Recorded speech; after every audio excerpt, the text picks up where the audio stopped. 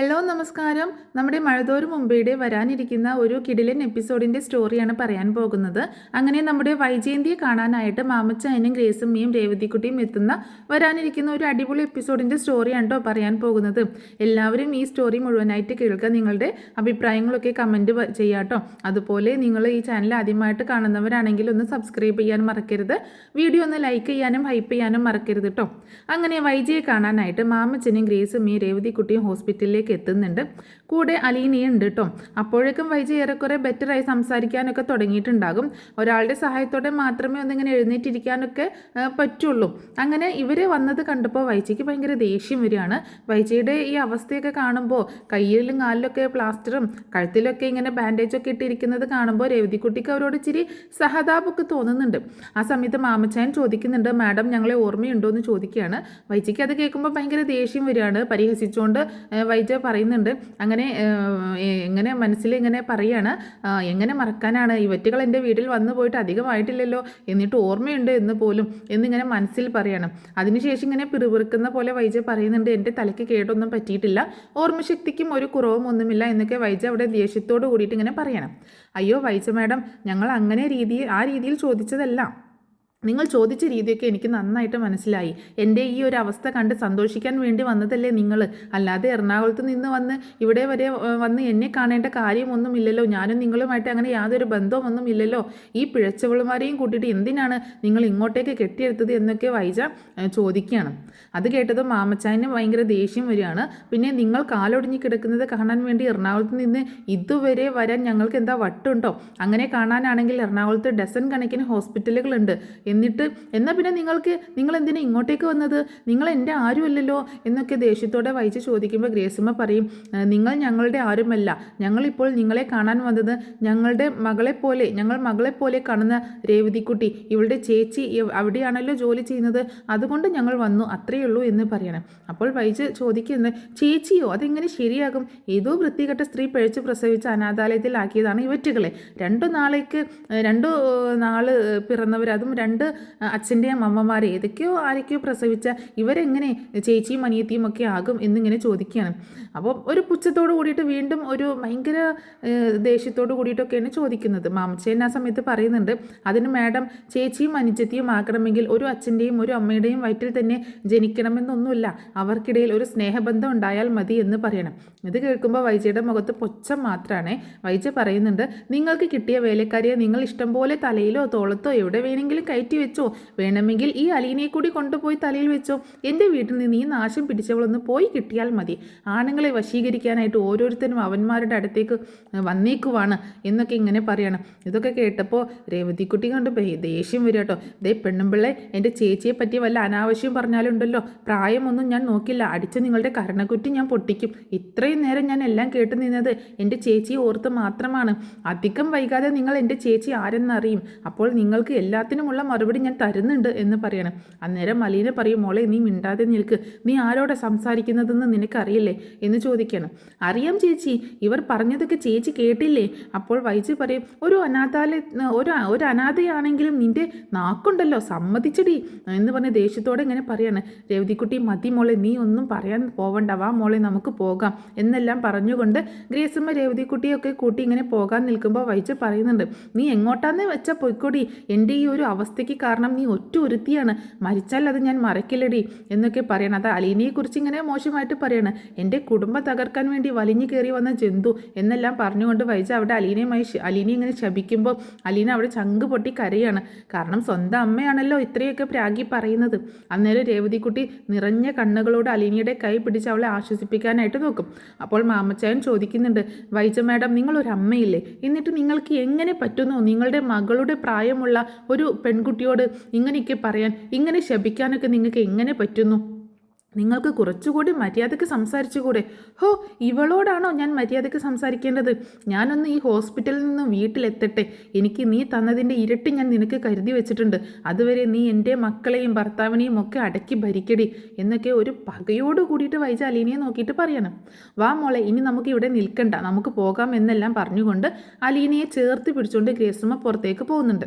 അന്നേരം മുന്നോട്ട് വെച്ച കാല് പിറകോട്ട് വെച്ച് രേവതിക്കുട്ടി വൈജയുടെ അടുത്ത് വന്ന് പതിയെ പറയുന്നുണ്ട്, എൻ്റെ അമ്മ ആരെന്ന് എനിക്കറിയില്ല, പക്ഷേ നിങ്ങളെക്കാളും ഭേദമായിരിക്കും. എൻ്റെ അമ്മയെ വൃത്തികെട്ട സ്ത്രീ എന്ന് വിളിച്ചത് എനിക്ക് ഒട്ടും തന്നെ ഇഷ്ടമായിട്ടില്ല. പിന്നെ അലീന ചേച്ചിയുടെ അമ്മ, അത് നിങ്ങൾ എന്തു വേണമെങ്കിലും വിളിച്ചോ, വൃത്തികെട്ട സ്ത്രീ എന്നോ വേശ്യയെന്നോ മൂദേവി എന്നോ എന്ത് വേണമെങ്കിലും വിളിച്ചോ. ആ സ്ത്രീയെ നിങ്ങൾ എന്ത് വിളിച്ചാലും എനിക്ക് സന്തോഷം മാത്രമേ ഉള്ളൂ. കാരണം നിങ്ങളെപ്പോലുള്ള ഒരു സ്ത്രീ ആയിരിക്കും അതും എന്നൊക്കെ ഒരു ചെറു പുഞ്ചിരിയോട് കൂടി രേവതിക്കുട്ടി വൈജയെ നോക്കിയിട്ട് അങ്ങനെ പറയുന്നുണ്ട്. അന്നേരം വൈജ അങ്ങോട്ടേക്ക് ദേഷ്യപ്പെടുകയാണ്. പെണ്ണുമ്പിള്ള എന്നും പറഞ്ഞുകൊണ്ട് രേവതിക്കുട്ടി അവിടെ നിന്ന് പോവാണ്. അങ്ങനെ ഹോസ്പിറ്റലിൽ നിന്നും മാമച്ചായൻ പുറത്തേക്ക് വന്നതിന് ശേഷം മാമച്ചായൻ ഗ്രേസമ്മയോട് പറയുന്നുണ്ട്, അതെന്ത് സ്ത്രീയാടി, നമുക്ക് ഇങ്ങോട്ട് വരണ്ടായിരുന്നു. അപ്പോൾ ഗ്രേസമ്മ പറയും, വരാൻ താല്പര്യം ഉണ്ടായിട്ടൊന്നും അല്ലല്ലോ, ആ അലീന കൊച്ചിൻ്റെ അമ്മയായി പോയില്ലേ എന്നൊക്കെ ഗ്രേസമ്മ പറയണം. അന്നേരം അത് കേട്ടുകൊണ്ട് രേവതിക്കുട്ടി പറയുന്നുണ്ട്, ആൻറ്റി അവരുടെ കയ്യിലിരിപ്പിന് ദൈവം കൊടുത്ത പണിയാണ് ഈ ഒരു ആക്സിഡൻറ്റ്. അല്ലെങ്കിൽ പിന്നെ അലീന ചേച്ചിയുമായിട്ട് വഴക്കിട്ട് ഒരാവശ്യവുമില്ലാതെ അല്ലേ അവർ കാറെടുത്ത് പോയി ആക്സിഡൻറ്റ് ഉണ്ടാക്കിയത്. പണ്ടൊക്കെ ദൈവം പിന്നെ എന്നായിരുന്നു, പക്ഷേ ഇപ്പോൾ അങ്ങനെയല്ല. ദൈവം ഓൺ ദ സ്പോട്ട് ഓരോ കാര്യങ്ങൾക്കും മറുപടി കൊടുക്കുന്നുണ്ട്. അപ്പോൾ ഗ്രേസും അലീനയെ നോക്കിയിട്ട് പറയാണ്, ഈ പെണ്ണ് എന്തിനാണ് അവരുടെ വായിലിരിക്കുന്നതൊക്കെ കേട്ട് അവിടെ നിൽക്കുന്നത്? അവർക്ക് താല്പര്യമില്ലെങ്കിൽ അവൾക്ക് ഇറങ്ങി പോന്നൂടെ എന്നിങ്ങനെ പറയുമ്പോൾ അലീന ആ സമയത്ത് സങ്കടത്തോട് കൂടിയിട്ട് ഇങ്ങനെ നിൽക്കണം. സാരമില്ല മോളെ, പോട്ടെ, അവർ അറിയുന്നില്ലല്ലോ നീ അവരുടെ മകളാണെന്ന്. എന്തായാലും നീ ഇന്ന് ഞങ്ങളുടെ കൂടെ പോരെ. ഇന്ന് അവിടെ നിന്നിട്ട് 2 ദിവസം കഴിഞ്ഞ് ഞങ്ങൾ തന്നെ നിന്നെ ഇവിടെ തിരിച്ചു കൊണ്ടാക്കിത്തരാം എന്നൊക്കെ മാമച്ചായൻ പറയുമ്പോൾ അലീന പറയും, അയ്യോ അങ്കിളെ, എനിക്ക് അച്ഛനോടൊന്ന് ചോദിക്കണം. അതൊക്കെ ഞാൻ ചോദിച്ചോളാം ചേച്ചിയുടെ അച്ഛനെ ഫോൺ വിളിച്ചിട്ട് തന്നാൽ മതി, ഞാൻ ചോദിച്ചോളാം എന്ന് പറയണം. അപ്പോൾ അലീന ഫോൺ ചെയ്ത് കൊടുക്കുന്നുണ്ട്. അങ്ങനെ ബാലചന്ദ്രൻ ഫോൺ എടുക്കും. ആ മോളെ, നിങ്ങൾ വൈജയെ കണ്ടോ? ആ അങ്കിളെ കണ്ടു, ഇത് രേവതിക്കുട്ടിയാ. ആ മോളെ, നിങ്ങളെ അവിടെ നിന്ന് പുറപ്പെട്ടോ? ഇല്ല അങ്കിളെ, ഞങ്ങൾ ഇന്ന് ചേച്ചിയെ ഞങ്ങളുടെ കൂടെ കൊണ്ടുപോയിക്കോട്ടെ, പ്ലീസ് അങ്കിളെ, എന്നിട്ട് നാളെയോ മറ്റന്നാളോ ഇവിടെ കൊണ്ടാക്കിത്തരാം, പ്ലീസ് അങ്കിളെ എന്നൊക്കെ പറയുമ്പോൾ ബാലചന്ദ്രൻ ആദ്യം സമ്മതിച്ചില്ല, പിന്നീട് ഓക്കെ പറയുന്നുണ്ട്. അന്നേരം ഫോണൊക്കെ പൊത്തി പിടിച്ച് രേവതിക്കുട്ടി പറയും, ചേച്ചി അച്ഛൻ സമ്മതിച്ചു. അപ്പോൾ അലീന പറയും, നീ ഫോൺ ഇങ്ങ് തന്നേ. ഹലോ അച്ഛ, അലീനയാ. ആ മോളെ, നീ നാളെ എന്തായാലും വന്നേക്കണം, ഇവിടെ വേറെ ആരും ഇല്ലല്ലോ. അപ്പോൾ അലീന പറയുന്നുണ്ട്, ഞാൻ നാളെ എന്തായാലും വരാൻ വച്ചാ എന്നെല്ലാം പറഞ്ഞുകൊണ്ട് അവരവിടെ ഇങ്ങനെ സംസാരിച്ച ശേഷം ഫോൺ വെക്കണം. പെട്ടെന്നാണ് അലീനയ്ക്ക് ഒരു ചിന്ത വരുന്നത്, അല്ല ഞാൻ പോയി കഴിഞ്ഞാൽ ശരിയാവില്ലല്ലോ, വീട്ടിൽ കൃഷ്ണമോള് തനിച്ചല്ലേ എന്നിങ്ങനെ ചിന്തിക്കുകയാണ്. അപ്പോൾ അലീന പറയുന്നുണ്ട്, ഞാൻ ഇല്ല മോളെ, ഞാൻ വന്നു കഴിഞ്ഞാൽ ശരിയാവത്തില്ല എന്ന് പറയാണ്. അതെന്താ ചേച്ചി, കൃഷ്ണമോള് തനിച്ചാണ്, എന്നാൽ കൃഷ്ണമോളെയും കൊണ്ടുപോവാം എന്ന് പറയുമ്പോൾ അത് അച്ഛൻ സമ്മതിക്കുമെന്ന് തോന്നുന്നില്ല എന്ന് പറയുന്നുണ്ട്. അച്ഛനെ വിളിച്ച് ചോദിച്ചു നോക്കിയേ, അങ്കിള് സമ്മതിക്കും എന്ന് പറയാണ്. അങ്ങനെ അലീന വീണ്ടും ഫോൺ വിളിക്കുന്നുണ്ട്. അച്ഛാ, ഇന്ന് ശനിയാഴ്ചയല്ലേ, നാളെ ഞായറാഴ്ച. അതെ, അതിനെന്താ? അല്ല, കൃഷ്ണമോൾക്ക് സ്കൂളില്ലല്ലോ. സ്കൂളില്ല, എന്നാൽ ഞാൻ കൃഷ്ണമോളെയും കൊണ്ടുപോയിക്കോട്ടെ. ഞാൻ തനിച്ചു പോയാൽ എങ്ങനെ ശരിയാവാ, വീട്ടിൽ കൃഷ്ണമോള് തനിച്ചാവില്ലേ ഞാനില്ലാതെ എന്ന് ചോദിക്കുമ്പോൾ, നിനക്കത് ഓർമ്മയുണ്ടല്ലേ, ഞാൻ ഓർത്തിരിക്കുകയായിരുന്നു നീ കൃഷ്ണമോളെ മറന്നു പോയോ എന്ന്. ഞാൻ അങ്ങനെ മറക്കൂ അച്ഛാ, അല്ലെങ്കിൽ ഞാൻ പോണില്ല, കൃഷ്ണമോൾ എൻ്റെ കൂടെ വരുന്നില്ല എന്നുണ്ടെങ്കിൽ ഞാൻ പോകുന്നില്ല എന്ന് പറയണം. വേണ്ട, ഏതായാലും അവർ വന്നതല്ലേ, നീ പൊയ്ക്കോ എന്ന് പറയണം. അതെ അച്ഛാ, ഞങ്ങൾക്ക് ചിന്നുമോളെ കാണാനും കൂടി പോകണം, അതുകൊണ്ടാണ് ഞാൻ പൊക്കോട്ടെ എന്ന് ചോദിച്ചത്. എന്തായാലും അമ്മയുടെ അടുത്ത് ഇന്ന് സുലോചന ആൻറ്റി ഉണ്ടല്ലോ, നാളെ ചിലപ്പോൾ കൊല്ലപ്പള്ളിയിൽ നിന്ന് ആരെങ്കിലും വരുമായിരിക്കും എന്ന് പറയണം. അതൊന്നും നീ നോക്കണ്ട, കുഴപ്പമില്ല, നീ പൊക്കോ. എന്നാൽ പിന്നെ കൃഷ്ണയെ കൂട്ടിയിട്ട് ഞങ്ങൾ പൊക്കോളാം, ഞങ്ങൾ നേരെ വീട്ടിലേക്ക് വരാം എന്നൊക്കെ പറയുന്നുണ്ട്. അങ്ങനെ അവർ വേഗം വീട്ടിലേക്ക് തന്നെ ചെല്ലുകയാണ്. എന്നിട്ട് കൃഷ്ണമോളോട് റെഡി ആയിട്ട് നിൽക്കാനൊക്കെ പറഞ്ഞിട്ടുണ്ടായിരുന്നു. അങ്ങനെ കൃഷ്ണമോളെയും കൂട്ടിയിട്ട് ബാലചന്ദ്രനോടൊക്കെ യാത്ര പറഞ്ഞിട്ട് അവർ പോവുകയാണ്. അപ്പോൾ പോകുന്ന സമയത്ത് രേവതിക്കുട്ടി പറയുന്നുണ്ട്, നമുക്ക് ആദ്യം ചിന്നുമോളുടെ അടുത്തേക്ക് പോവാം, ഇവിടുന്ന് ഇനിയിപ്പോൾ കുറച്ചില്ലേ ഉള്ളൂ, അത് ചിന്നുമോളെ കൂടി കണ്ടതിന് ശേഷം നമുക്കിനി വീട്ടിലേക്ക് തിരിച്ചു പോയാൽ മതി എന്ന് പറയുമ്പോൾ അങ്ങനെ അത് സമ്മതിക്കുകയാണ്. അപ്പോൾ കൃഷ്ണയ്ക്കാണെങ്കിൽ രേവതിക്കുട്ടിയുടെ സംസാരമൊക്കെ കേട്ടിട്ട്, രേവതിക്കുട്ടിയെ കണ്ടിട്ടൊന്നുമില്ലല്ലോ, അപ്പോൾ ഭയങ്കര സന്തോഷമൊക്കെ ഉണ്ട്. രേവതിക്കുട്ടിയും കൃഷ്ണയും ഏകദേശം ഒരേ പ്രായക്കാരാണ്. കൃഷ്ണയാണ് ഒന്നുകൂടി ചെറുത്, രേവതിക്കുട്ടിയേക്കാളും ചെറുതാണ്. അപ്പോൾ എന്നാലും അവർ തമ്മിൽ പെട്ടെന്ന് കൂട്ടാവുന്നുണ്ട്. അപ്പോൾ അലീനയും കൃഷ്ണയും രേവതിക്കുട്ടിയും കൂടി പുറകിൽ ഇങ്ങനെ ഇരുന്ന് ഭയങ്കര കളിയും ചിരിയും വർത്താനമാണ്. അപ്പോൾ അതൊക്കെ കാണുമ്പോൾ ഗ്രേസമ്മയും മാമച്ചാനും ഭയങ്കര സന്തോഷമാവുന്നുണ്ട്. അങ്ങനെ ചിന്നുമോളുടെ അടുത്തേക്കാണ് പോകുന്നത്. അവിടെ പോയി ചിന്നുമോളെല്ലാം കണ്ട് അവളുടെ കൂടെ കുറേ സമയമൊക്കെ ഇങ്ങനെ കളിച്ചും ചിരിച്ചും ഒക്കെ നടക്കുന്നുണ്ട്. അപ്പോൾ കൃഷ്ണ ഇത് ആദ്യമായിട്ടാണല്ലോ കാണുന്നത് ചിന്നുമോളെയൊക്കെ. അപ്പോൾ ചിന്നുമോളെ ഇങ്ങനെ കാണുമ്പോൾ ഭയങ്കര സന്തോഷമൊക്കെ തോന്നുന്നുണ്ട്. ഇതാണോ ചേച്ചി എപ്പോഴും പറയുന്ന ചിന്നുമോൾ എന്ന് ചോദിക്കുമ്പോൾ, അതെ, ഇതാണ് ഞങ്ങളുടെ കുഞ്ഞ് ചിന്നുമോൾ എന്ന് പറയണം. അപ്പോൾ ചിന്നുമോൾ ചോദിക്കുന്നുണ്ട്, ഇതാരാ അലീന ആൻറ്റി എന്ന് ചോദിക്കുമ്പോൾ, ഇതേ അലീന ആൻറ്റിയുടെ അനിയത്തിയാന്ന് പറയും. അനിയത്തിയാണോ എന്ന് ചോദിക്കുമ്പോൾ, അതെ, ഇത് അലീന ആൻറ്റിയുടെ അനിയത്തിയാണ്, ഈ അനിയത്തിയുടെ പേരെന്താണെന്നൊക്കെ ചോദിക്കുന്നുണ്ട്. അപ്പോൾ അവർ തമ്മിൽ അങ്ങനെ സംസാരിക്കുന്നൊക്കെ ഉണ്ട്. അങ്ങനെ അതിനൊക്കെ ശേഷം അവർ നേരെ വീട്ടിലേക്ക് പോവുക കേട്ടോ. തിരിച്ച് ചിന്നുമോളൊക്കെ കണ്ടതിന് ശേഷം നമ്മുടെ പാലാരിവട്ടത്തേക്ക് തന്നെ തിരിച്ചു പോവുകയാണ്. അങ്ങനെ തിരിച്ച് വീട്ടിലെത്തുന്ന സമയത്ത് അങ്ങനെ ഗ്രേസമ്മ കുളിച്ചൊക്കെ വരുന്ന സമയത്ത് ഭയങ്കര തുമ്മലായിരിക്കും കേട്ടോ. അങ്ങനെ ജലദോഷത്തിൻ്റെ ഒരു ലക്ഷണമൊക്കെ കണ്ട് രേവതിക്കുട്ടി കുറച്ച് രാസ്നാദിപ്പൊടിയൊക്കെ എടുത്ത് ഗ്രേസമ്മയുടെ നെറുകിൽ ഇങ്ങനെ ഇട്ട് കൊടുക്കുന്നുണ്ട്.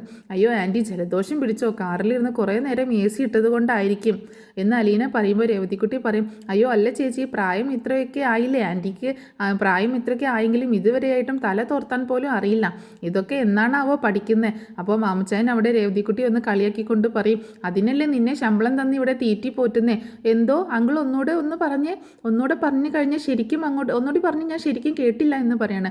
അപ്പോൾ മാമച്ചാനിയും ഗ്രേസമ്മയും അവിടെ നിന്ന് പൊട്ടിച്ചിരിക്കുകയാണ്. അങ്ങനെ ഗ്രേസമ്മ പറയും, മോളെ രേവതിക്കുട്ടി, നീ അലീനയും കൃഷ്ണയും കൂട്ടിയിട്ട് കിടക്കാൻ നോക്ക്, മണി 10 ആയില്ലേ എന്നൊക്കെ പറയുമ്പോൾ രേവതിക്കുട്ടി പറയും, വാ ചേച്ചി, കൃഷ്ണമോളെ വാ, നമുക്ക് റൂമിലേക്ക് ചെല്ലാം എന്നൊക്കെ പറഞ്ഞിട്ട് അങ്ങനെ അവർ 3 പേരും കൂടെ റൂമിലേക്ക് പോകണം. അപ്പോൾ ഇത് കാണുമ്പോൾ ഗ്രേസമ്മ പറയുന്നുണ്ട്, നോക്കിയേ മാമച്ചായ, ആ കൊച്ചിന് എന്തോ ഒരു സ്നേഹമാണ്, രേവതിക്കുട്ടിക്ക് അലീനയോടുള്ള അതേ സ്നേഹം തന്നെയാണ് ആ കൃഷ്ണ കൊച്ചിനും അലീനയോട് എന്ന് പറയുമ്പോൾ, അവൾക്കറിയാലോ അത് അവളുടെ ചേച്ചിയാണെന്ന്. അങ്ങനെയല്ല മാമച്ചായ, അവൾക്ക് അറിയാവുന്നതിന് മുൻപും ആ കൊച്ചിന് അലീനയോട് ഭയങ്കര സ്നേഹമായിരുന്നു, അവിടെ നല്ല സപ്പോർട്ടായിട്ട് നിന്നിരുന്നത് ആ കൊച്ചു തന്നെയാണ് എന്ന് പറയണം. അങ്ങനെ അവർ 3 പേരും കൂടി റൂമിലെത്തുകയാണ്. അലീന ബാലചന്ദ്രനെ ഫോൺ വിളിക്കുന്നുണ്ട്. ബാലചന്ദ്രൻ ഫോൺ എടുത്തപ്പോൾ രേവതിക്കുട്ടിയുടെ കയ്യിൽ നിന്ന് ഫോൺ രേവതിക്കുട്ടി അലീനയുടെ കയ്യിൽ നിന്ന് ഫോൺ തട്ടിപ്പറിച്ച് സംസാരിക്കുകയാണ്.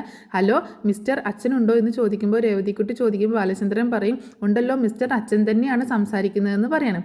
അപ്പോൾ രേവതിക്കുട്ടി പറയും, ഇവിടെ അച്ഛൻ്റെ മക്കൾ 2 പേര് ഇരുന്ന് വീർപ്പ് മുട്ടുകയാണ്, അച്ഛനെക്കുറിച്ചുള്ള വിവരങ്ങളൊന്നും അറിയാഞ്ഞിട്ട്, ഒരു അലീനക്കൊച്ചും ഒരു കൃഷ്ണക്കൊച്ചും എന്ന് പറയണം. അച്ഛൻ ആരും കാണാതെ റോഡിലേക്ക് പോയോ, അതോ വീട്ടിൽ തന്നെ ഉണ്ടോ, അവിടെ വീണ് ഉരുണ്ട് കിടക്കുകയാണോ എന്നൊക്കെ ആലോചിച്ച് ഭയങ്കര ടെൻഷൻ. മൂത്ത കൊച്ചിനാട്ടോ, അലീനക്കൊച്ചിന്, ആ കുഞ്ഞു ബേബിയില്ലേ അവൾക്കാണ് ഭയങ്കര ടെൻഷൻ. ഭക്ഷണം കഴിച്ചോ, വെള്ളം കുടിച്ചോ എന്നൊക്കെയുള്ള ഭയങ്കര ടെൻഷനാണ് എന്നൊക്കെ പറഞ്ഞ് പൊട്ടിച്ചിരിക്കുകയാണ് രേവതിക്കുട്ടി. അങ്ങനെ പറയുമ്പോൾ രേവതിക്കുട്ടിയുടെ സംസാരം കേട്ടിട്ട് ബാലചന്ദ്രൻ ഇങ്ങനെ പൊട്ടിച്ചിരിക്കുന്നുണ്ട്. അന്നേരം അലീന ഫോൺ കയ്യിൽ നിന്ന് വാങ്ങുന്നുണ്ട്. മതി, ഇനി ഇങ്ങോട്ട് തന്നേ, അവളുടെ ഒരു വർത്താനം എന്നൊക്കെ പറഞ്ഞ് ഫോൺ തട്ടിപ്പറിച്ച് വാങ്ങുകയാണ്. അങ്ങനെ ഫോൺ വാങ്ങിയിട്ട്, ഹലോ അച്ഛാ, ഞാനാണ് അലീന, ഈ അച്ഛൻ ഭക്ഷണമൊക്കെ കഴിച്ചോ, കഴിച്ചു മോളെ, നീ കഴിച്ചോ മോളെ എന്ന് ചോദിക്കുമ്പോൾ അതെ എന്ന് പറയാണ്. അച്ഛൻ മരുന്ന് കുടിച്ചോ, ഇല്ല കുടിക്കണം, അച്ഛൻ എന്നാൽ വേഗം പോയി മരുന്ന് കഴിക്കുക എന്നൊക്കെ പറയണം. ആ സമയത്ത് കൃഷ്ണമോളെ എന്തെന്ന് ചോദിക്കുന്നുണ്ട് ബാലചന്ദ്രൻ. അപ്പോൾ കൃഷ്ണമോൾക്ക് ഫോൺ കൊടുക്കുകയാണ്. അങ്ങനെ കൃഷ്ണയ്ക്ക് ഫോൺ കൊടുത്തിട്ട് കൃഷ്ണയും സംസാരിക്കുന്നുണ്ട്. അങ്ങനെ കൃഷ്ണയുടെ കാര്യങ്ങളൊക്കെ സംസാരിച്ച് അങ്ങനെ ഒരു ഫോൺ വെക്കുകയാണ്.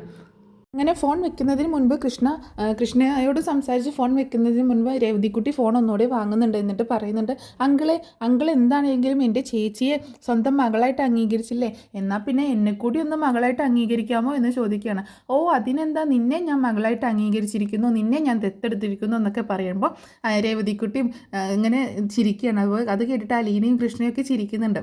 എന്നിട്ട് രേവതിക്കുട്ടി പറയും, എനിക്ക് ഓർമ്മ വെച്ച കാലം മുതൽ അലീന ചേച്ചിക്ക് എന്ത് കിട്ടിയാലും അതിൻ്റെ പാതി എനിക്ക് കൂടി അവകാശപ്പെട്ടതാണ്. സ്നേഹനികേതത്തിൽ നിന്ന് പിരിയുന്നത് വരെ ഞങ്ങൾ അങ്ങനെ തന്നെയായിരുന്നു.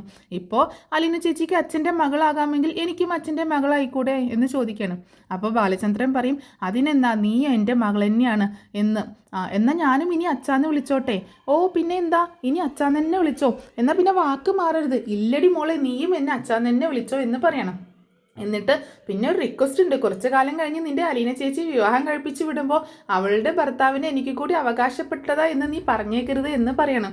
അപ്പോൾ അത് കേട്ടിട്ട് രേവതിക്കുട്ടി ഒന്ന് ചമ്മി പോകുന്നുണ്ട് കേട്ടോ. അപ്പോൾ രേവതിക്കുട്ടിയെ കളിയാക്കി ചിരിക്കുകയാണ് കൃഷ്ണയും അലീനയും കൂടി. അയ്യേ, അപ്പോൾ രേവതിക്കുട്ടി പറയുന്നുണ്ട്, അയ്യേ എനിക്കൊന്നും വേണ്ട ചേച്ചിയുടെ ഭർത്താവിനെ, അച്ഛൻ എന്നെ കൊണ്ട് ഇങ്ങനെയാണോ കരുതിയത്, ഞാൻ അത്രക്കാരിയൊന്നും അല്ല എന്ന് പറയുമ്പോൾ ബാലചന്ദ്രൻ അവിടെ പൊട്ടിച്ചിരിക്കുകയാണ്. എന്നാൽ ശരി എന്ന് പറഞ്ഞതിന് ശേഷം ഫോൺ വെക്കുന്നുണ്ട്.